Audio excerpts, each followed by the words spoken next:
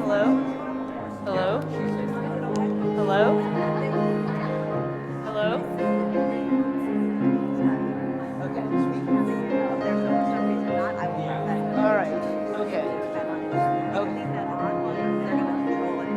Okay. Okay. Okay.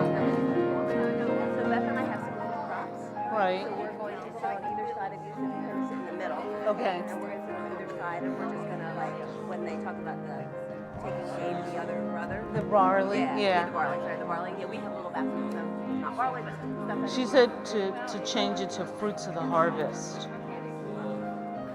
And I got to see where that is. I'll take them out. Okay.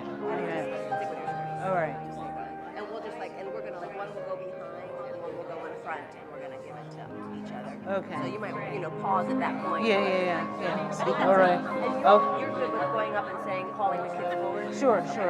Okay. All right. Okay. Awesome. Good. Okay. Sure.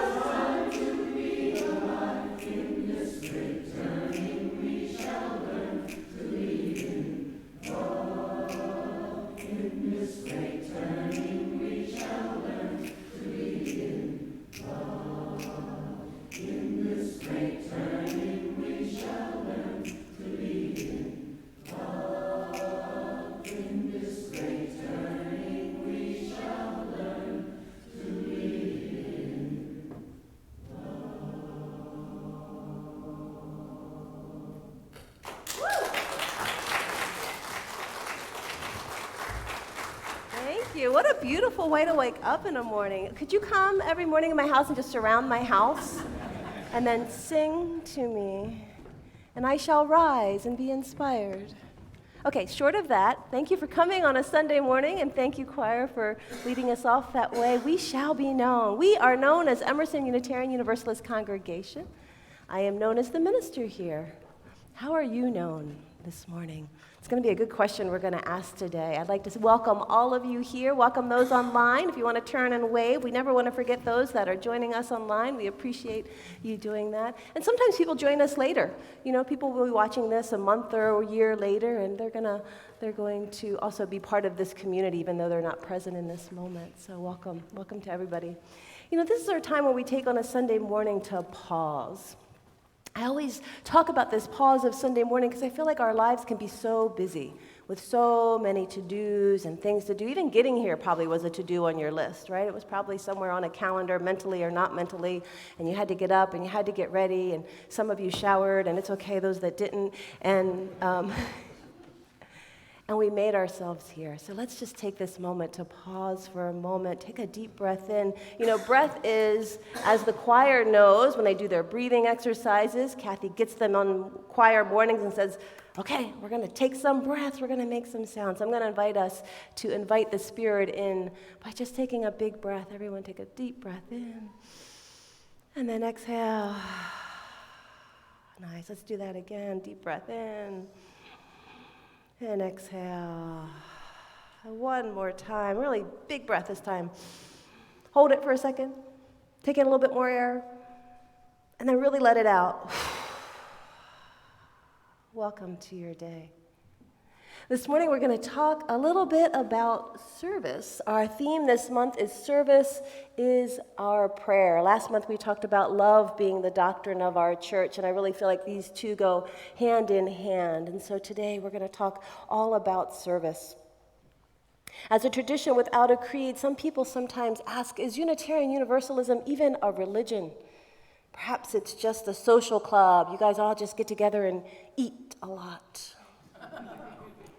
Well, one answer to that question is, I think, in this interconnection of our doctrine of love and our prayer of service. So let's explore that this morning. Let's explore what makes us a religion. What causes us to want to gather together in the morning And then as we extinguish that chalice each week, we talk about taking that light out into the world, and that those two parts are interly connected as a whole for our faith. And I know you would love to start your morning with some singing because you guys gave it such a good example. So I'm going to invite us to rise now in body or spirit. Our opening hymn is called Gather the Spirit. The words are on the screen if you would like to look up there. If you prefer a hymnal, it is in the gray hymnal 347. Please rise as you're able in body and spirit.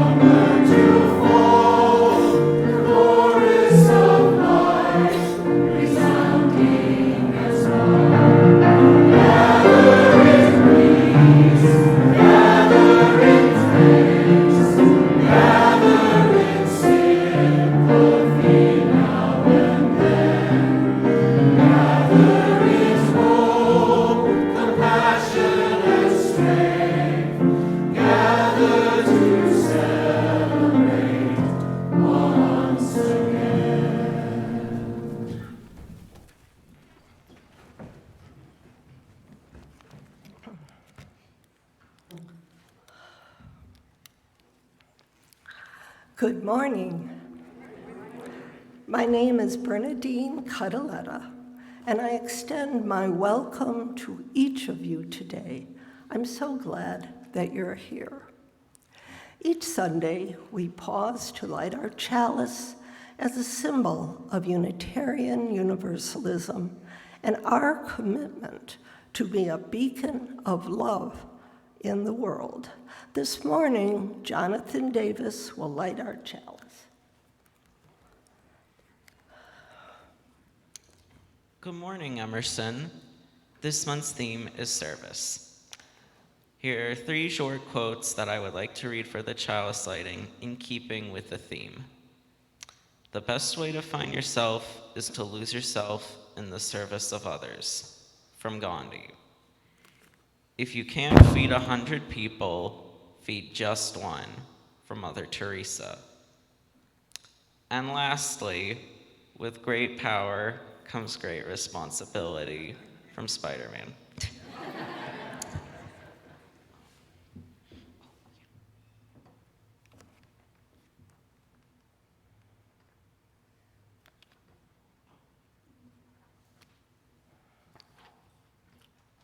Now, in the spirit of the beloved community, let's greet and welcome each other to this new day as we share our congregational affirmation.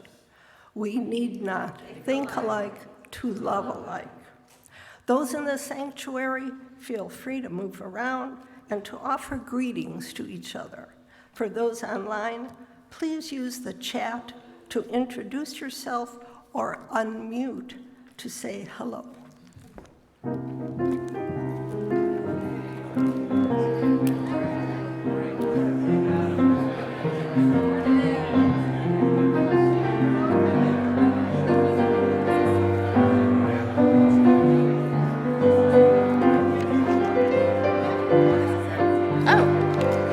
This is it. Oh, gotcha. Thank you.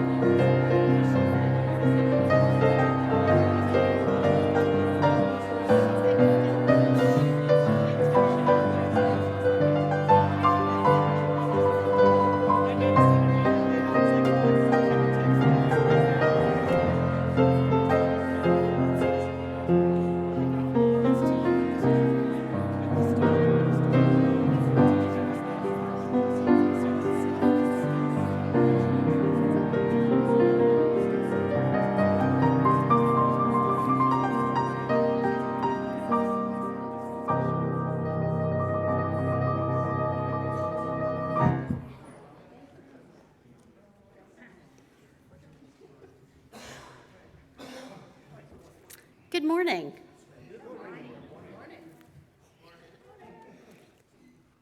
My name is Beth Klein, and I serve Emerson UU Congregation as your Director of Family Ministries, but I also am on the pastoral care team.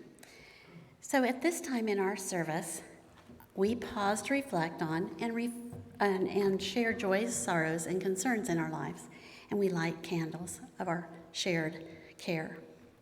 Before the service, we light 3 candles, holding our collective sorrow and hope. These candles recognize the collective pain and suffering of the Cherokee and Muskogee nations of people who lived on this very land before us. It also recognizes the pain and suffering of Africans brought to this land enslaved, and pain and suffering of all nations of people where there is conflict and injustice. Before our service each week, you're invited to light a candle at the care table to honor anyone that you're holding in your heart. Those participating online are invited to light a candle of care and put it nearby at your home. May all of these lights humbly remind us of our inner connection and the impact of our collective actions. And may they be a light of hope and peace among all people. We honor joys and sorrows and personal joys, sorrows, and concerns. Each week, you're invited to write a personal joy, sorrow, or concern in our care book before the service. The care book is located on the podium just inside the French doors of the sanctuary. Or you can email us for your joys, sorrows, and concerns to pastoralcare@emersonuu.org. We have a joy today from Jane, who says she's so very happy to be here. Thanks, Jane. Let us celebrate this joy and that's been shared with us. With an open heart, let us hold these sorrows and concerns that have been shared with us. A note from Patricia Johnson. She's remembering 9/11 and how the world as we knew it changed. From Riley Lyons. After 4 months in a walking boot, tomorrow I get a cast put on. I will be unable to work or drive for several weeks, and positive energy is requested. From Anna and Ollie Tomic, thinking of our dad today.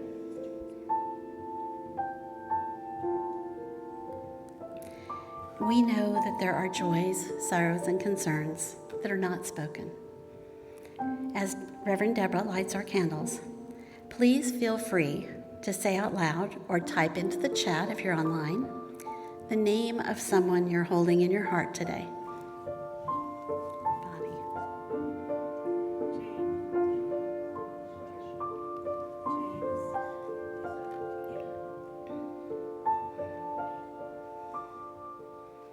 Please join me in a moment of silence as we allow ourselves to feel part of this community of care.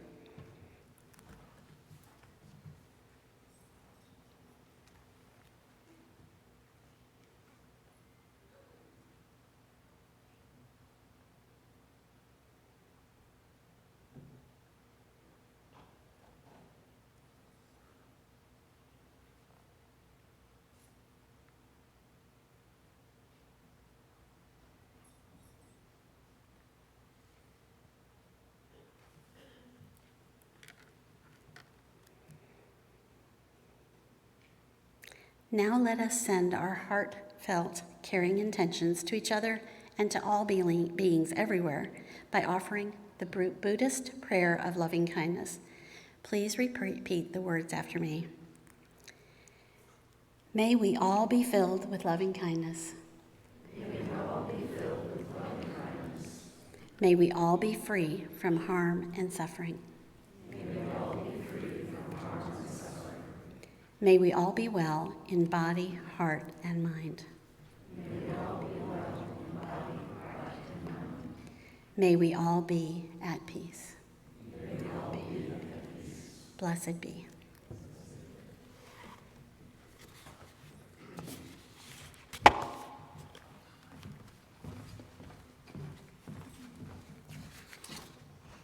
Good morning, everyone. It's great to see this sanctuary so full. My name is Ann Mason, and I'm a member of the social justice team. During the month of September, Emerson is partnering with the Cobb County Center for Democracy. The Cobb County Center for Democracy is part of the national organization, the Center for Common Ground. The center was founded to educate and empower underrepresented voters in voter suppression states like Georgia to engage in elections and advocate for their right to vote. The Democracy Center provides peer-to-peer voter services and education, including courses on civics and effective citizen lobbying. Currently, the center is offering free bi-weekly sessions on Tuesday nights to educate voters on issues prior to the November elections. In addition, they work to provide opportunities for participation within the political process at the state, local, state, and federal levels. Right now, they need money for printing, mailing, and canvassing materials. They also need people who can canvass door to door, engage in phone banking, and write postcards. They will help those who want to participate to organize parties to do this work. So we encourage each of you to support their work financially through our Share the Basket program, and also by engaging in direct action. Please see me during fellowship hour or email me if you would like to join in some of the activities of the Cobb County Democracy Center. Please offer a donation as you are able, or take one of the cards that describes the way to give electronically. Ways to give are also posted in the chat. All donations, unless otherwise specified, are shared equally between Emerson and our partner organization. Please be generous.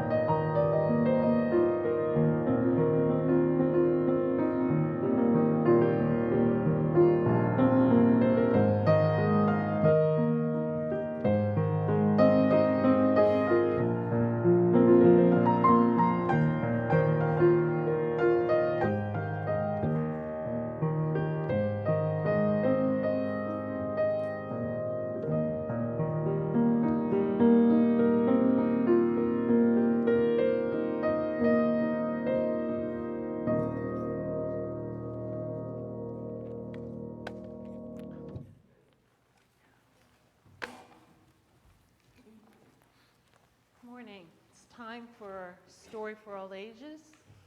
And the young people, I'm on. Can you please come to the front?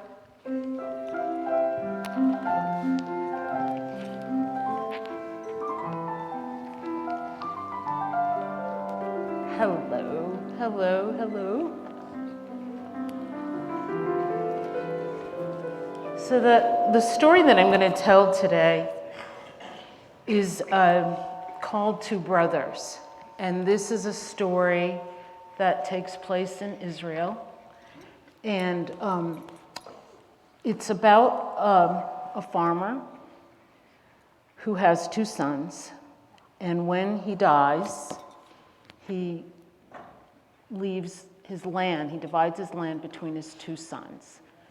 There's an older son and a younger son.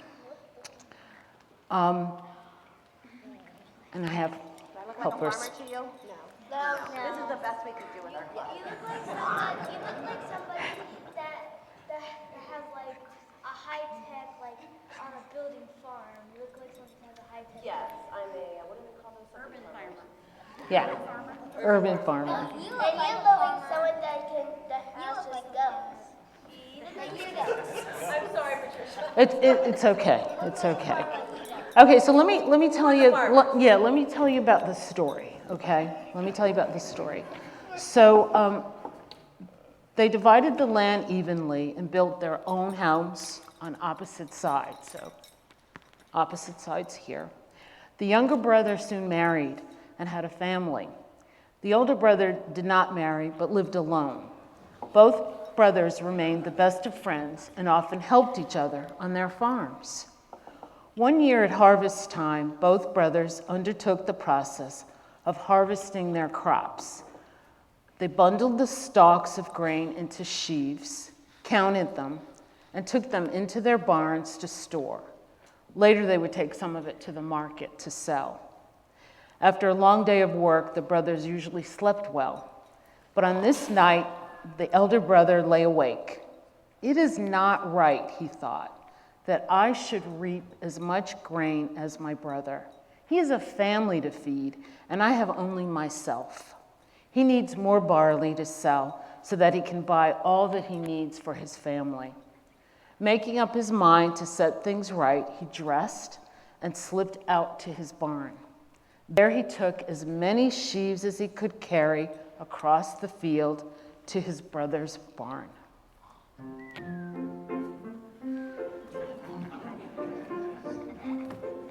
Feeling better, he returned to his bed and slept well. The younger brother also slept badly that night. He awoke and lay worrying. He too thought of his brother. It is not right, he thought, that I should reap as much grain as my brother.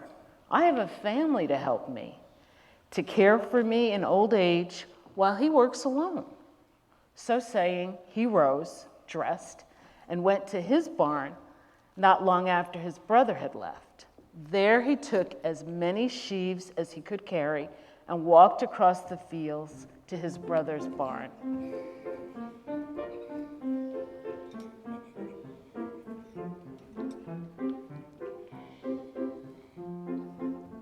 Feeling better, he returned to his bed. The next day, the two brothers met. Each brother went to their barns. They looked and looked again at their grain. There was as much there as there had been the day before. The two brothers worked again in their fields all day and did not speak of what had happened. It's strange. The next night, they did the same thing. First, the older brother, taking as many sheaves of grain as he could carry to his brother's barn, and then the younger brother, narrowly missing him, did the same. Again, the next day, both brothers stood in awe and counted their grain, which is as much as before they had given it away. Again, both kept their thoughts to themselves.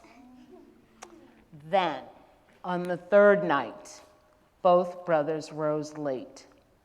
The moon had gone down, and they went to their barns. Again, they gathered as much grain as they could carry and headed out across the field to their brothers' barns. It was so dark that they almost collided in the middle of the fields. They both stopped and peered at each other. What they saw made them smile and then laugh. They dropped their bundles and hugged one another for a long, long time. They promised one another that they would always be help for each other, no matter what. Then they each knelt down right there in the field and thanked God for giving them such a thoughtful and generous brother. How'd you like that story? It's a good story. Good actors. Thank you. Good job, good job. Let's sing our song. Oh, yeah, please. Let's sing our song of dedication. May I hold your hand?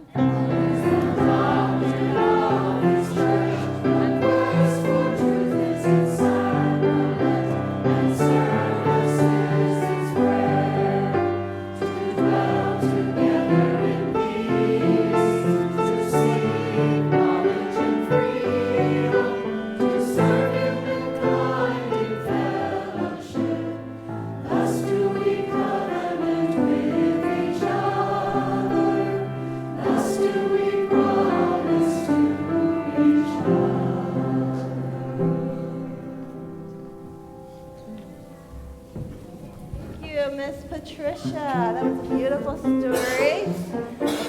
There you go, farmer.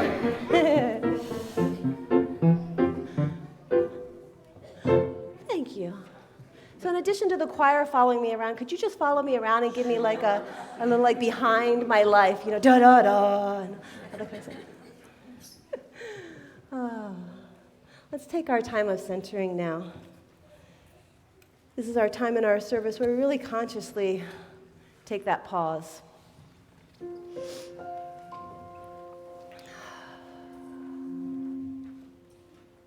going to invite you to close your eyes if that's something that feels comfortable for you. If not, just have soft eyes. Don't look at anything in particular. Maybe just gaze down, trying to allow yourself this moment where your focus can turn a little inward. We take this weekly pause out of our life as a time to reflect. Reflect on the big questions, the little questions. To reflect on our own internal landscape. Often we move through our days and we barely have time to notice what's going on for me. So I'm going to clear this space right now for you to ask that question of yourself. How are you? How are you?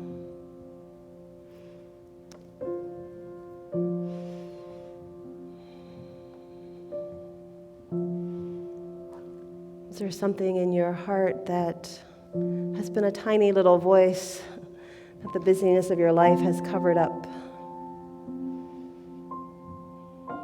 I give you permission now to hear that voice.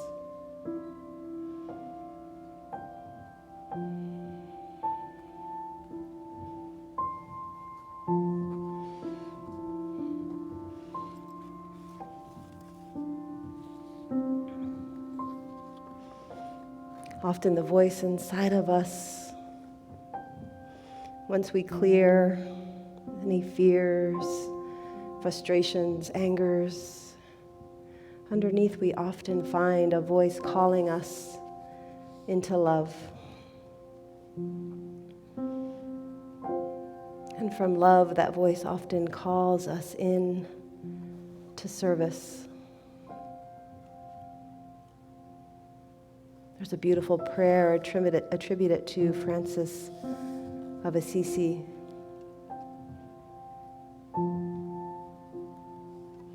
Perhaps this is a prayer that you hold as well. God, make me a channel of thy peace, that where there is hatred, I may sow love. Where there is wrong, the spirit of forgiveness. Where there is discord, harmony. Where there is error, truth. Where there is doubt, faith. Where there is despair, hope. Where there are shadows, let me sow light. Where there is sadness, joy. God, Spirit of life, Spirit of love, universal force of all goodness and being, grant that I may not so much seek to be comforted as to be comfort, to be understood as to understand, to be loved as to love. For it is in giving that we receive. It is in pardoning that we are pardoned.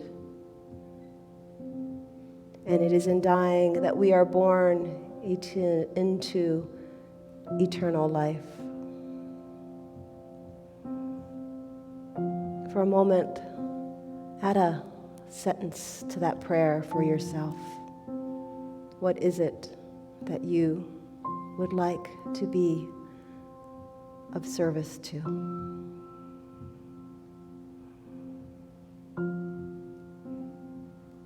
Can you hear a small voice inside you calling, asking you if you're ready, if you are willing, if you are open?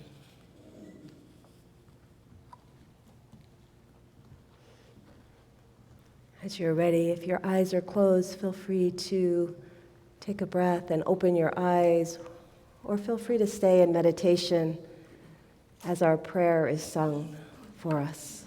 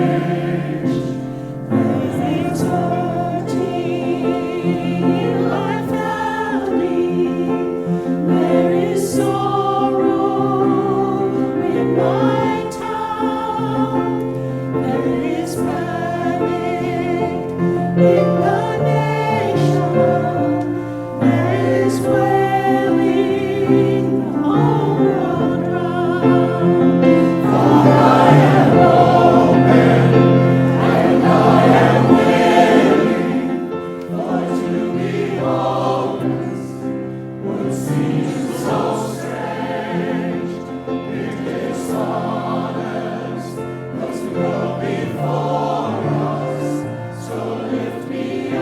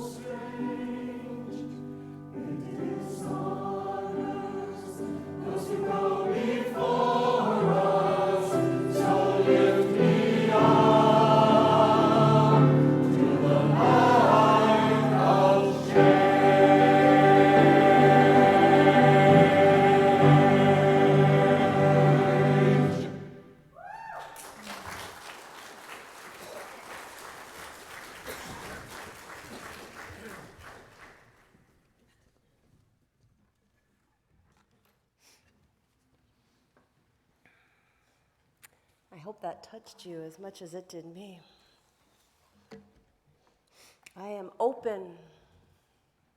I am willing. It's an amazing feeling, isn't it?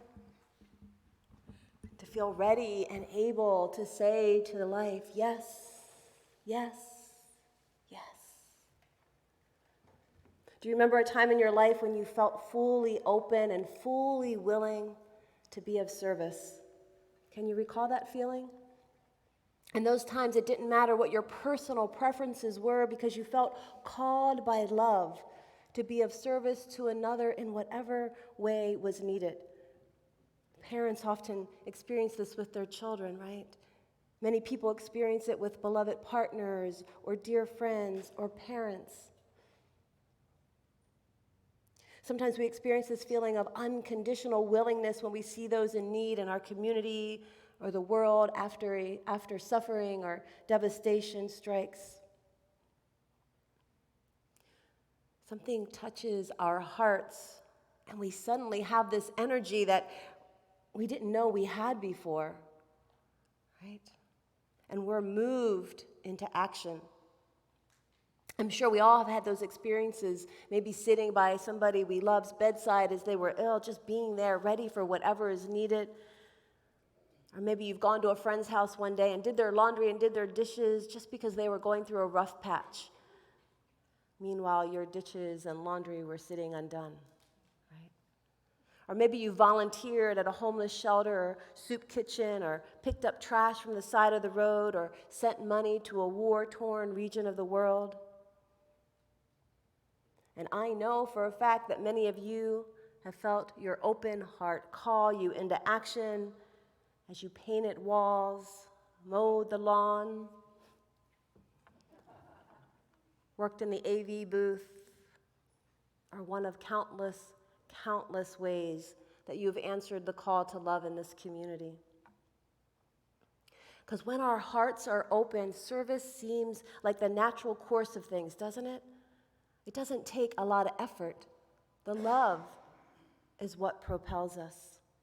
Yogi Amrit Desai often said, do everything you do with so much love in your heart, you would never want to do it any other way.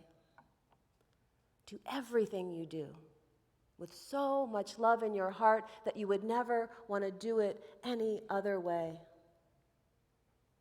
But let's be honest. We don't always do everything we do with that kind of love, do we? No. Thank you for the honest person in the audience. Amen. Sometimes I've heard it said that we also do things out of guilt or expectation or out of wanting others to think we are good people. I've heard it said that sometimes instead of feeling totally filled with love as we serve, we instead feel resentment at being overworked, or we feel angry at being underappreciated, or frustrated at being the only one who notices the need needs done. Often when asked to do something, we pull out that metaphorical calculator. Do you know the one? You all have it in your pocket. And you pull it out and you enter in, okay, here's what's being asked of me, divide it by what I'm going to get out of this, right? And the quotient determines our willingness factor to serve, right?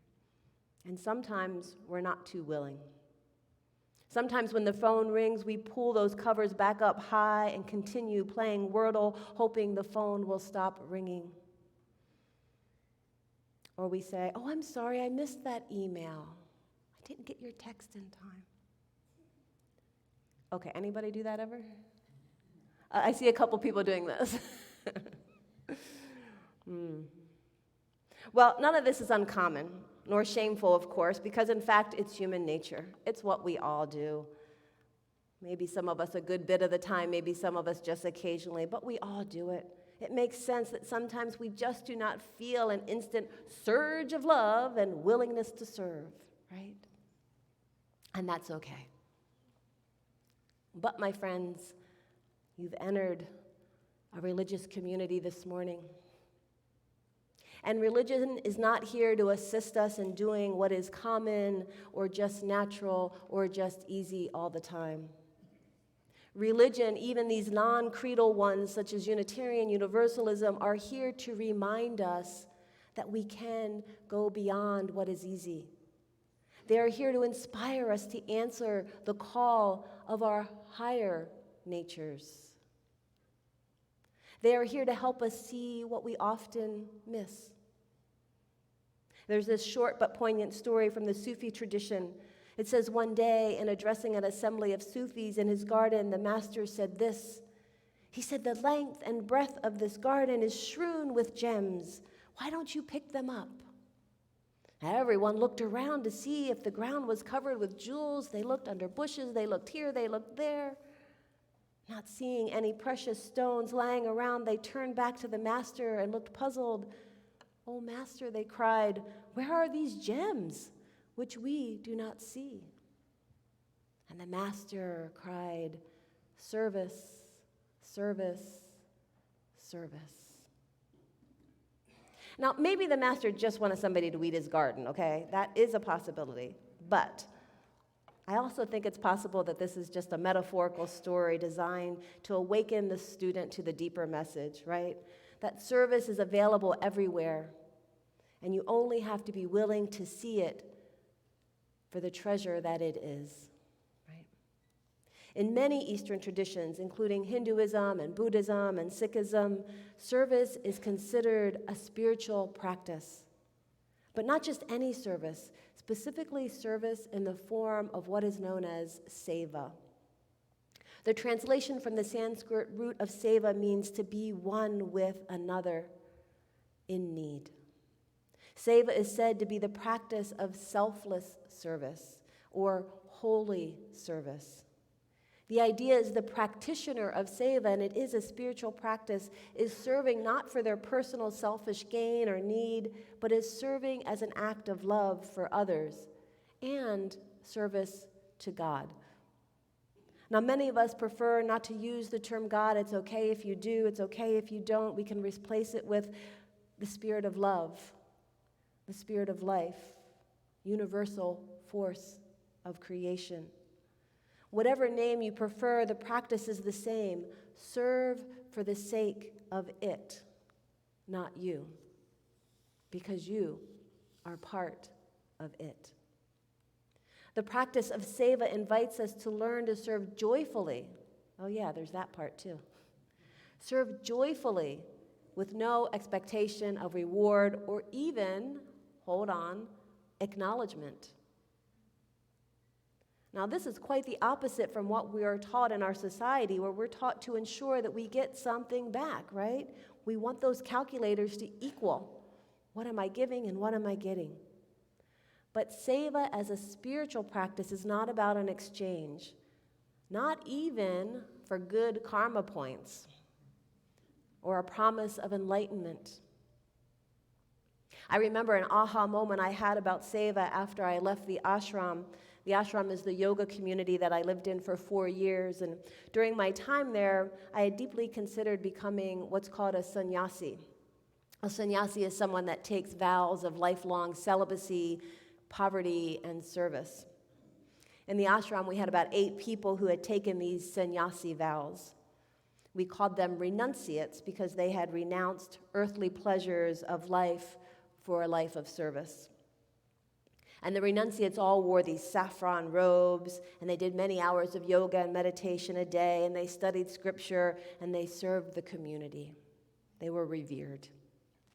And it was well advertised that becoming a sannyasi was a more direct path to enlightenment, so we all honored their commitment with awe. Now, over time, I'll admit that my desire for this path was outshadowed with my desire for babies. So I left the ashram, got married, and had a baby. But a few weeks after my daughter was born, I decided to go to the ashram for lunch to see some friends. Now, my husband had taken our only car to work, so I strapped my baby on my body with one of those carriers. I know many of you moms are familiar with that. And I walked the 1 mile through the woods between our home and the ashram. I hadn't moved very far. And though I did not spend much, and though I had not slept much in weeks, I had showered only sporadically, and though my body had become a milk production plant that barely resembled its former incarnation, I still felt a sense of joy, not equal to those hardships as I walked. I ate lunch that day mostly standing so I could keep Rhea peacefully as I did that soft bounce. Anybody know what I'm talking about, the bounce? The baby bounce, right? Did the baby bounce. But I was grateful to not have to cook and clean up after another meal. And even though my lunch was short due to an urgent diaper changing need, moms, shake your head, you know those ones, you can hear them.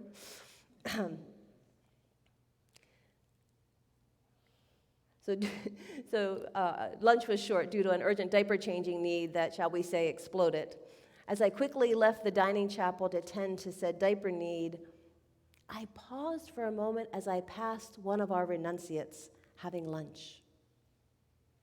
It was one of those pauses that was probably 2 seconds in real life because I really did have to get to the bathroom, but it felt like an eternity as I began to have a realization well up in me.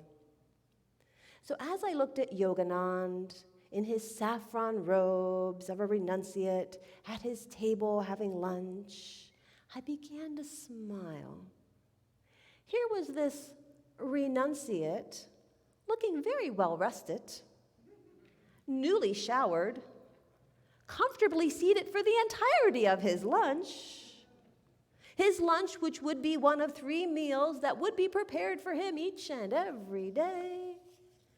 And strangely, his body was not leaking milk onto its saffron robes, nor did he seem the least bit in a hurry to change anybody's diaper. I literally started to laugh. For years in the ashram, I had prayed to be of service, and in leaving, I had harbored the disappointment in myself that I somehow was a lesser spiritual seeker for not becoming a sannyasi.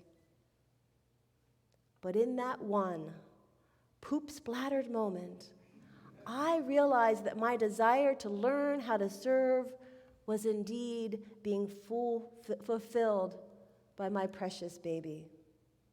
I was learning about seva, about selfless service.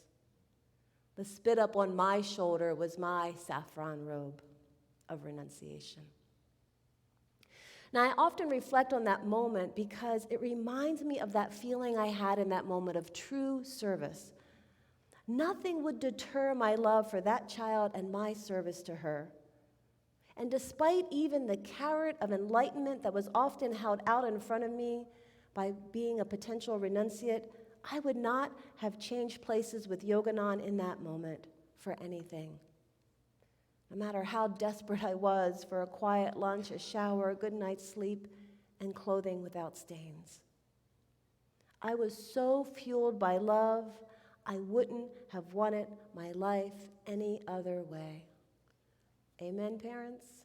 Amen. And now I often ask myself, what keeps me from living my life as seva all the time?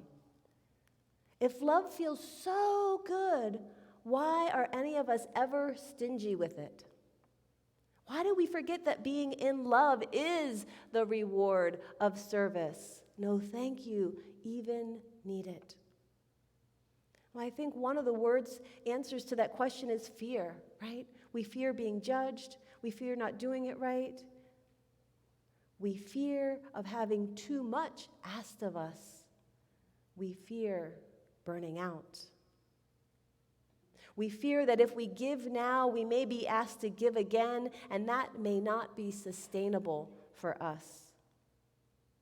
Is love sustainable? Is seva really sustainable? Now, this summer, I had the great pleasure of being in a workshop led by Robin Wall Kimmerer. Does anybody know who she is? She's the author of Braiding Sweetgrass.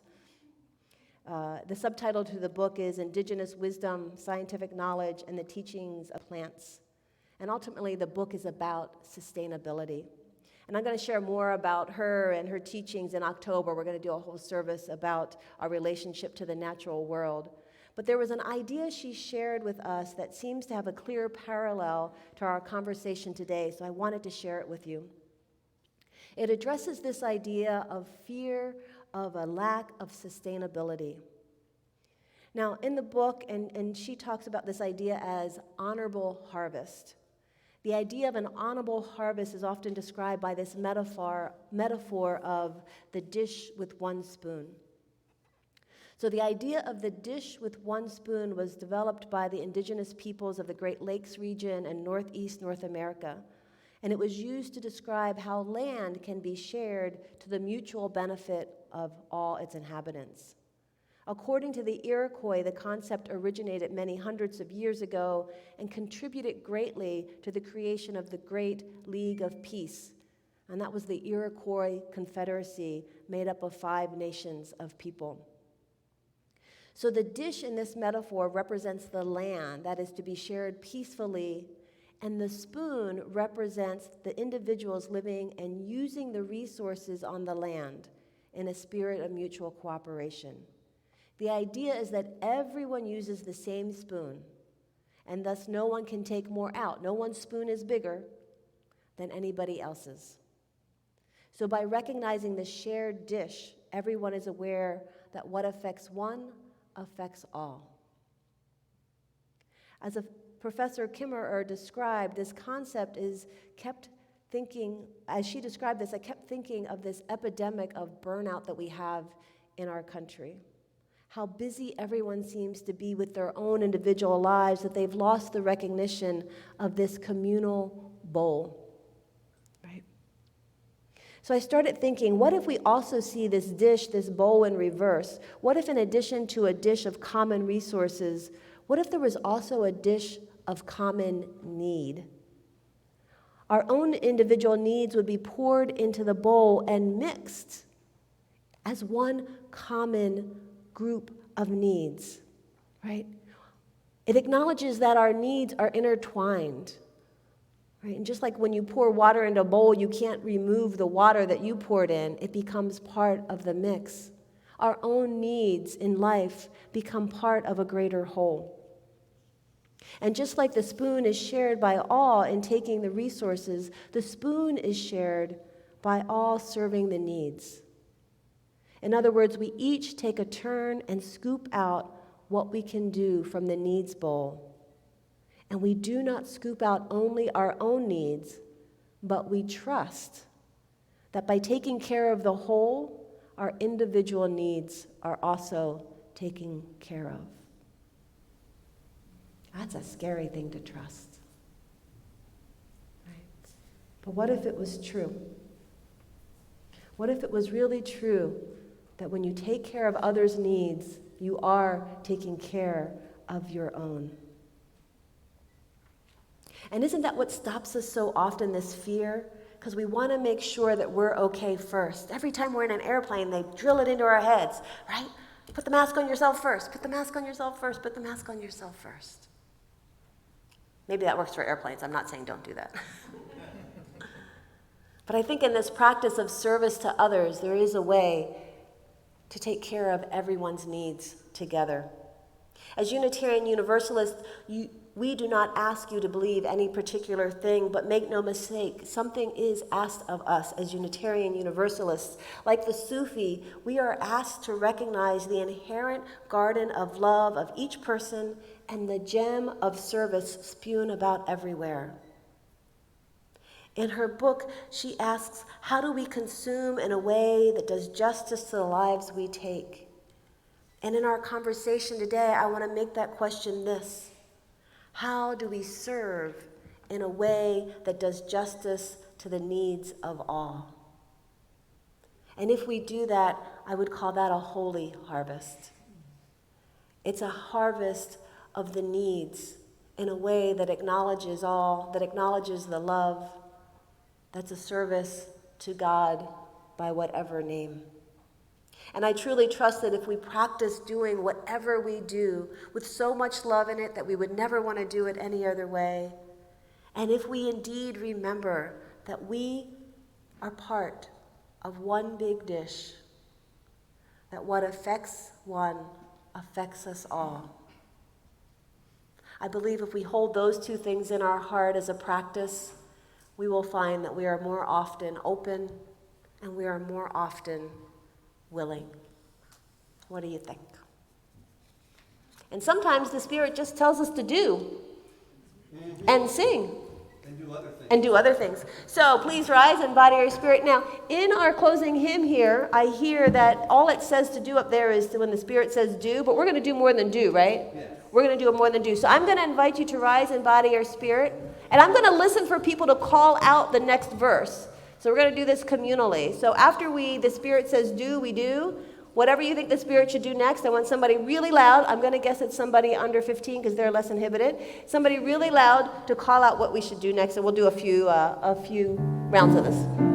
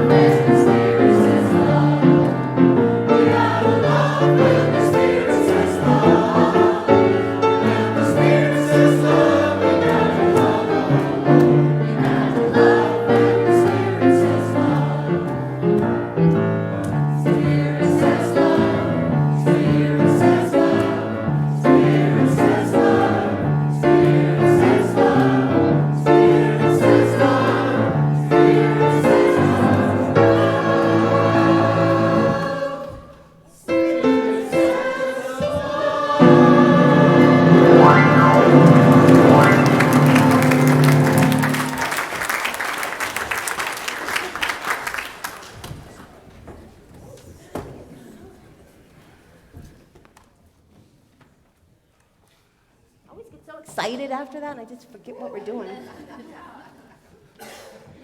Guys, give you some closing words to take with you. The great Sufi poet Rumi cried out, "Fling open the door of your heart and be of service." As love is the doctrine of this faith, may service, my friends, be your prayer. May you go forth this week committed to the service to create a holy harvest indeed. Blessings. What do we do next? We're going to do the chalice. Okay, good. Thanks, Bruce. Jonathan, you're on. I think Bernadine says Before we extinguish, before we extinguish our chalice, I'd like to ask Mark Cobb to come up with a special announcement.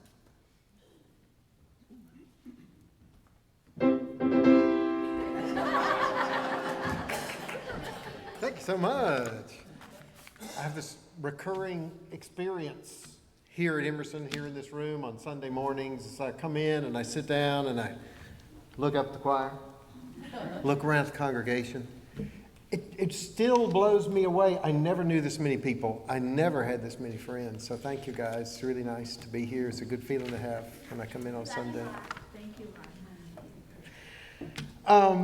If you want to get to that feeling, here's my plan. Join a listening circle today. Today is the best day of the year to join a listening circle. It's the end of our regular sign-up drive. You can sign up any other of the 365 days of the year, but today is the best day. We're starting a new season of listening circles. Your group would meet with a facilitator once a month until the summer. I think you could commit to that, and you just won't believe how you get to know people. It's one thing to start to know a few people's names and see that they're friendly and be happy to see them at fellowship time. But boy, you get in those little circles and you tell each other your hopes and your fears, and you really know people on the inside. So if you'd like to sign up, you don't have to be a member of the church. We've got lots of circles to choose from, and we'll be around the fellowship hour and the library trying to sign you up today. So if you're interested, look for us to sign up. And I know Bernadine will be there and some others too, I think. Thank you, Mark. We extinguish this chalice, but not the light of truth, the warmth of community, of the fire of commitment. These we carry in our hearts and out into the world until we are together again. We hope that you have been, we hope you have been nourished in heart and mind by our worship today. If you would like more information about Unitarian Universalism or about participating here at Emerson, please stop by our welcome table in the front entry. Carol Scher is there this morning to meet you. This sermon was challenging, and I thank you for it. Next week, another challenging message by Reverend Deborah is entitled Politics, Principles, and the Pulpit. So be sure to join us for this challenging message. Please join us for refreshments, Please join us for refreshments and fellowship in our fellowship room on the first floor near the back doors. Those of you who are online, please stay tuned in, and you'll have virtual breakout rooms for fellowship time.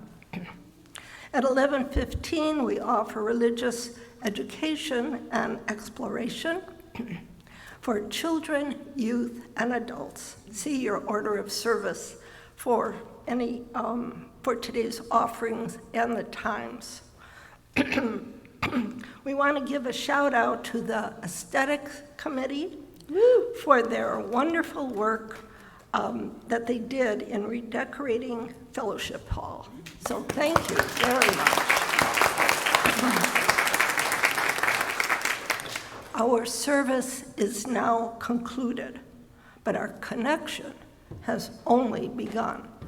Go now in peace and take peace wherever you go. And shout out to the Listening Circle facilitators for providing our snacks today for fellowship time. That's awesome. Thank you. Thank you, Bernadine. Oh, that's